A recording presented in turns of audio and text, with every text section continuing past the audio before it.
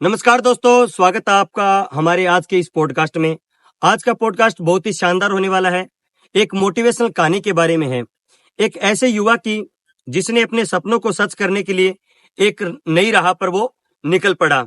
शायद उन्होंने भी ये नहीं सोचा था कि वो एक पेंटर के काम के चलते रंग रोगन करते हुए वो एक दिन राजस्थान पुलिस में कांस्टेबल बन जाएंगे। तो हमारे साथ है विष्णु भार्गव, जिनके बारे में आज हम इस पॉडकास्ट में जानेंगे, उनकी जर्नी के बारे में जानेंगे। तो स्वागत है विष्णु जी आपका हमारे पॉडकास्ट में। धन्यवाद फिरियाद भाई। तो विष्णु जी, सबसे पहले आप ये बताइए कि आप कैसे पेंटर थे? मैं एक होम पेंटर था। घरों में मतलब पेंटिंग का काम होता है, उसका मतलब कलर करता था। अच्छा, मतलब घरों में आप कलर वगैरह करते थे। यस। तो विष्णु जी, हमें आपके थोड़े बचपन के बारे में बताइए कि आपका बचपन है वो कैसा गुजरा, बचपन में आपने कितना स्ट्रगल किया? बचपन वही साधारण बच्चे की तरह गुजरा। अपने स्ट्रगल लाइफ ऐसे ही, घर की आर्थिक स्थिति भी कमजोर थी, ऐसे ही गुजरा था। तो विष्णु जी का जो बचपन है वो एक नॉर्मल साधारण घर में ये जन्मे हैं, तो इनका बचपन है वो एक साधारण है। तो विष्णु जी, ये जो आप राजस्थान पुलिस में कांस्टेबल बने हैं, तो ये आपका सपना बचपन से ही था क्या? नहीं, वैसे तो मेरा कुछ एक पर्सनल सपना नहीं था। मेरा तो बेल्ट का था, या मतलब आर्मी वगैरह, सीआरपीएफ, बीएसएफ, एसएससी स्टाफ पर ये मतलब स्टेट लेवल की भर्ती आई हुई थी, मैंने फॉर्म लगा दिया और इसमें सिलेक्शन हो गया मेरा। और फैमिली में कौन कौन है विष्णु जी? फैमिली मेंबर में 4 मेंबर है। फैमिली मेंबर पिताजी, माताजी, सिस्टर और मैं। पापा जी क्या काम करते हैं? पापा जी किसान है, खेती करते हैं, और मम्मी गृहिणी है। सिस्टर है, वो पढ़ती है +2 के अंदर। तो विष्णु जी, आप जो ये पेंटर का काम करते थे, तो आपने ये पेंटर बनने का डिसीजन क्यों लिया? क्योंकि आप और भी कोई काम चुन सकते थे, पेंटर बनने का ही आपने डिसीजन क्यों लिया? पेंटर बनने की बात है यह भाई साहब की +2 कर ली थी मैंने 2018 के अंदर। उसके बाद मेरे बड़े भैया थे, ताऊ जी के लड़का था। उन्होंने बोला कि घर पे क्या करेगा, पढ़ाई का खर्चा भी निकल जाएगा, साथ साथ मेरे साथ मतलब चल दिया कर, और थोड़ा थोड़ा तेरे को काम सिखा दूंगा। फिर मैं मतलब अपनी पढ़ाई के खर्चे के लिए उनके साथ चला जाता था, और धीरे धीरे ऐसे ही चलता गया, और मतलब धीरे धीरे करते हुए मैं काम पूरा सीख गया। और स्ट्रगल लाइफ के चलते हुए मैं मेरे को इस काम को मैंने पर्सनल बना लिया, और आज एक अच्छा भी भगवान के तौर पर मैं कार्य कर लेता हूँ, सभी बिल्डिंग वगैरह। तो दोस्तों, विष्णु जी ने बताया कि वो मतलब अपने घर की आजीविका चलाने के लिए अपने भाई के साथ, चाचा जी के लड़के के साथ चले जाते थे। और ऐसे ही क्या हुआ कि वो एक दिन मतलब मेहनत करते करते एक दिन वो पेंटर बन गए।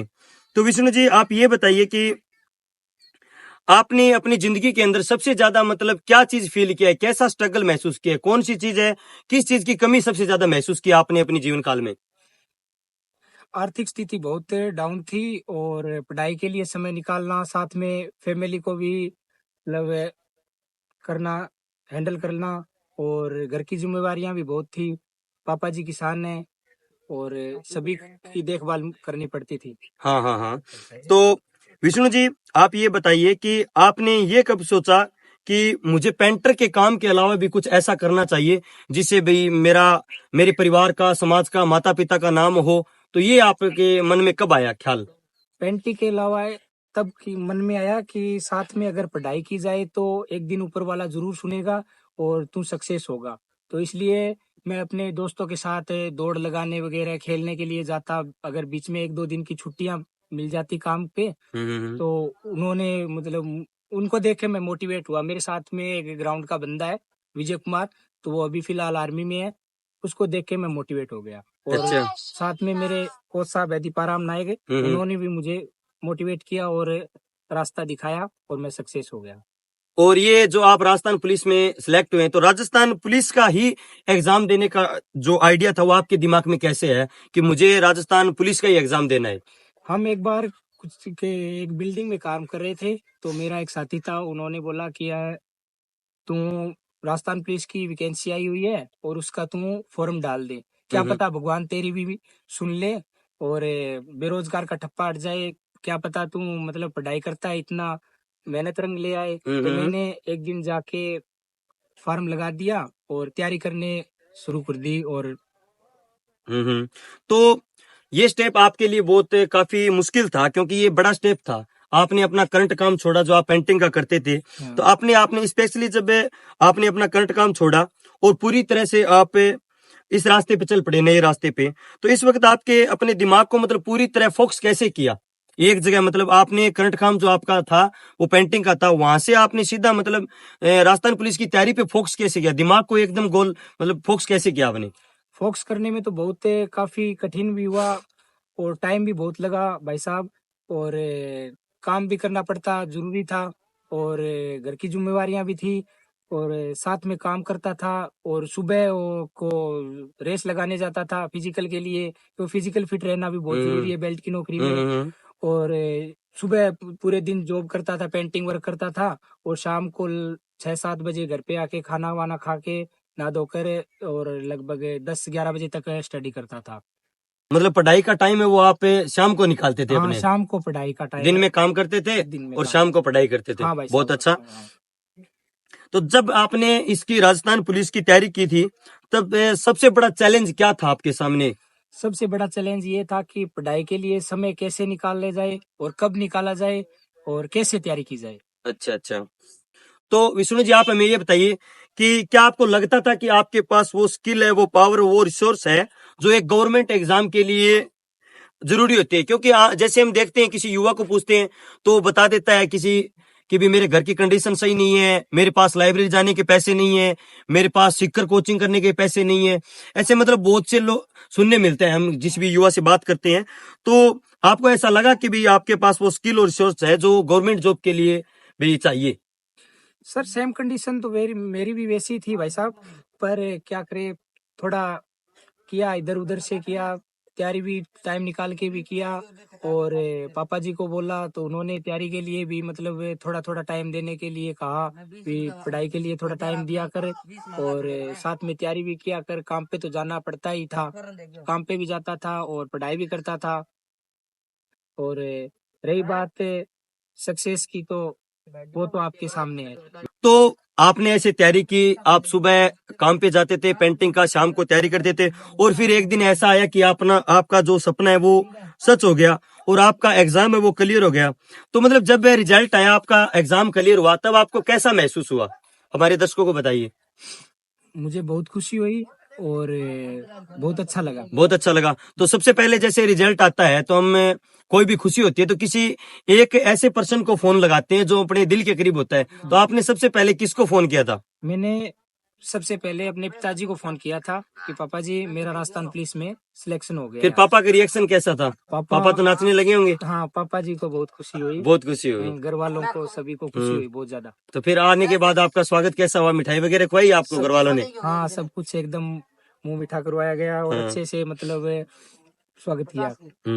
विष्णु जी ये सच है कि आप जैसे लोगों की जो कहानी है वो वास्तव में हमें ये सिखाती है कि सच्चे दिल से अगर हम किसी चीज की तैयारी करें और करें तो मुश्किल रास्ता है वो भी हमारा क्या है, आसान हो जाता है। तो विष्णु जी आप हमारे दर्शकों को क्या टिप्स देना चाहेंगे कि वो उन्हें जो अपना लक्ष्य प्राप्त है वो कर सके? क्योंकि आज के जो युवा है वो तैयारी कर रहे हैं, तो उन्हें आप क्या टिप्स दोगे कि वो हो सके? भाई साहब, बात मेन ये है कि आज के टाइम में कोई भी काम कठिन नहीं है। अगर जो मन में ठान लिया जाए तो उसको हर व्यक्ति, हर मनुष्य, कोई भी हो, मतलब बचपन वाला जो भी है, अपन गेम खेलते थे तो ये सोचते थे कि यार मैं ये सीखूंगा, तो वो सीख जाते थे। और आज का टाइम ये है कि मेरे को सक्सेस होना है, पर सोच है ना वो अपनी पॉजिटिव रखनी पड़ती है और अपने कार्य को परमानेंट एंड कंटिन्यू जारी रखना पड़ता है। यही तो बात दोस्तों आपने सुना हमारे विष्णु भाई साहब से कि कैसे इन्होंने अपना जो दिमाग है वो एक जगह फोकस किया। क्योंकि जैसे आज हमें किसी भी युवा को देखते हैं तो उनके पास ना जाने 100 बहाने होते हैं। इन्होंने अपनी जो आजीविका है वो चलाने के लिए अपने पापा जी का भी सहयोग किया, अपना काम भी जारी रखा, और आज इन्होंने एक सरकारी पद पे आ गए हैं और इन्होंने राजस्थान पुलिस को अपना जो है कर्म भूमि बना लिया है। तो दोस्तों हमें जो विष्णु जी की जो स्ट्रगल लाइफ है उनसे हमें बहुत कुछ सीखने को मिल सकता है कि नौकरी भी जरूरी होती है और परिवार को साथ साथ में चलाना भी जरूरत है। तो अब हमें विष्णु जी के पापा से बात करेंगे। तो अंकल जी बहुत बहुत बधाई हो। बहुत बहुत बधाई हो, बहुत खुशी की बात थारो लड़को राजस्थान पुलिस में लाग्यो। हाँ जी। तो कल ज्वाइनिंग जा रही है, हाँ जी। तो यहाँ क्या हो रही है? कितनी कितनी हो रही है कि दिल में? बहुत खुशी हो रही है, बहुत खुशी हो रही है। रोम रोम नच रहे हैं। यहाँ हाँ। बहुत खुशी हो रही है। बहुत बहुत खुशी हो रही है। चलो बहुत बढ़िया है, मेहनत रंग लाई है आखिर। खूब खूब बहुत मेहनत करी है बच्चे, आगे काम कर गई, सागा भी मेहनत करी है, सागा भी पढ़ाई करी है दिन रात करके। सही है, दिन में सही है। काम करी है। तो खुशी है, वहाँ तो परिवार के मायने है। दुखी होता बच्चा। आ जाओ राजू जी। सही है, सही है। ठीक तब है, एकदम ऐसे ही बहुत- रिलैक्स हो गया। हाँ, अब वो जाने हो काम जाने कमाना रहो, बहुत बहुत बहुत निहाल हो गया। हाँ, निहाल हो चलो गया। बढ़िया है। तो दोस्तों विष्णु जी का जगह बड़ पापा है, ताऊ जी है, बाऊ भी आपा बात करा तो थाने भी बहुत बहुत बधाई। विष्णु हाँ बधाई, राजस्थान पुलिस में सिलेक्शन हो गयो, तो बहुत क्या मतलब खुशी हो रही है? बहुत खुशी है माने, हमारे कितनी परिवार- खुशी हो रही है? हमारे परिवार में खुशी है। इया हाँ, वो पहले ही है के परिवार में रिश्तेदार में सगड़ी खुशी है, बहुत खुशी है। खूब। तो अब और क्या कहना चाहो थे? बस धन्यवाद है।